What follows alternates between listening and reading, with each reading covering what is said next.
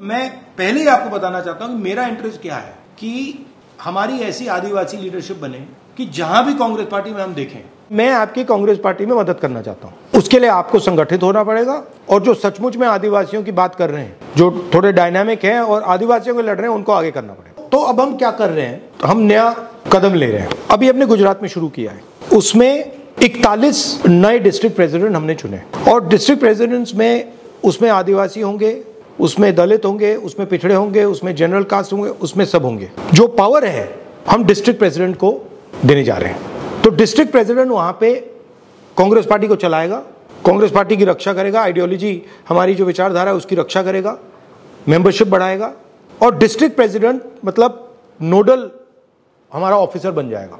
और हम ये 700 हिंदुस्तान के हर डिस्ट्रिक्ट में कर रहे हैं। क्योंकि एक प्रॉब्लम आती है, जब अहमदाबाद से डिसीजन लिया जाता है या दिल्ली से लिया जाता है तो बनासकांठा का मतलब उसमें कुछ होता ही नहीं है।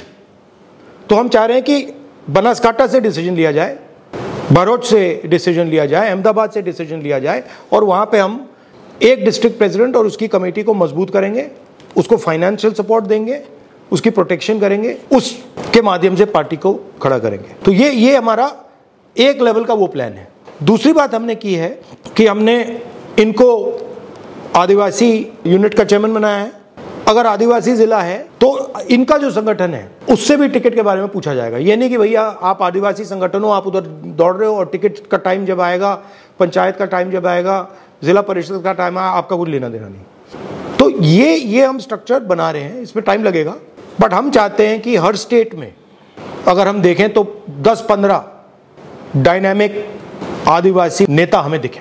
जो आदिवासी खुश नहीं है बिकॉज उसके पास जो उसकी प्रोग्रेस होनी चाहिए थी, जो उसका विकास होना चाहिए, उसको नहीं मिला। तो अगर आप उससे कहोगे यार देखो हमने ये किया वो कहेगा हाँ यार वो तो सब ठीक है मगर मेरी हालत देख जी। तो हमें फ्यूचर की बात करनी है, हमें कहना है कि देखो भैया हम आपके लिए ये और ये करने जा रहे हैं। अब आप बोलिए। सर आपने सब कुछ ही बोल दिया, जो बोलना है, जो हम बताना चाहते थे सब कुछ बोल दिया। जब से डिजिटलाइजेशन हुआ है लैंड का, सबसे ज़्यादा मार अगर किसी ने खाया है तो वो ट्राइबल्स ने खाया। सर इतने गलत तरीके से क्यों सर आई टेल यू, इतने गलत तरीके से लैंड डिजिटलाइजेशन हुआ है कि गलत लोगों का नाम चढ़ा दिया गया है। सर किसी का अगर 5 एकड़ जमीन था उसको 0 कर दिया गया है, ओनरशिप बदल दिया गया है। सर बस बेसिकली चोरी कर दी है। एब्सोल्युटली तो इसको ठीक कैसे किया जाएगा सर? क्योंकि लैंड डिजिटलाइज्ड हुआ है सर। अब आपको अगर चेंज करना है तो आपको डिजिटली चेंज करना है सर। लोग अपना ओरिजिनल हार्ड कॉपी डॉक्यूमेंट्स लेके घूम रहे हैं, उसका कोई मान्यता नहीं है। डिजिटल डॉक्यूमेंट्स को ही मान्यता है। तो मतलब जो इनकरेक्ट डॉक्यूमेंट है उसको मान्यता मिल गई जी सर। लीगली अगर कोर्ट भी जा रहे हैं आदिवासी तो सर उनको कितना अंडरस्टैंडिंग है लीगल चीज़ों का। केस को जानबूझ के पेंडिंग रखा जाता है, आदिवासी फॉलो अप नहीं कर पाता है सर। उसके पास मोबाइल है, स्मार्टफोन तो है नहीं, छोटा फ़ोन किसी के पास वो भी नहीं, वो डेट तक नहीं फॉलो अप कर पाता है। अचानक से कोई नया ओनर इरप्ट हो जाता है लैंड का और कोर्ट का जजमेंट दे दिया जाता है, ओनरशिप को कंटेस्ट भी नहीं किया जा रहा है सर। ट्राइबल्स के लिए अलग से एक लीगल काउंसिल बनाया जाए जो कि ट्राइबल के लैंड इश्यूज़ को कंटेस्ट करे, आर्ग्यू करे। सर आज आप भी जानते हैं कि कोर्ट में कौन बैठे हुए हैं सर और कौन हमारा भला चाहता है। So that is a major issue sir वहाँ पे, क्योंकि लैंड है। ये क्या किए हैं कि इसमें मेजर जो फॉरेस्ट राइट्स एक्ट का जो अधिनियम है, जिसमें वन अधिकार का जो कमेटी बनना है, जिसमें 101% ट्राइबल्स रहेंगे सर, एक भी जगह नहीं बनाए हैं सर। ना उसको पावर है सर कि वो डिसीजन करेगा, और अगर वो डिसीजन कर गया तो कलेक्टर को भी पावर नहीं है कि वो उसको इग्नोर करे, पर उसको डीपली किसी कहीं नहीं बताए।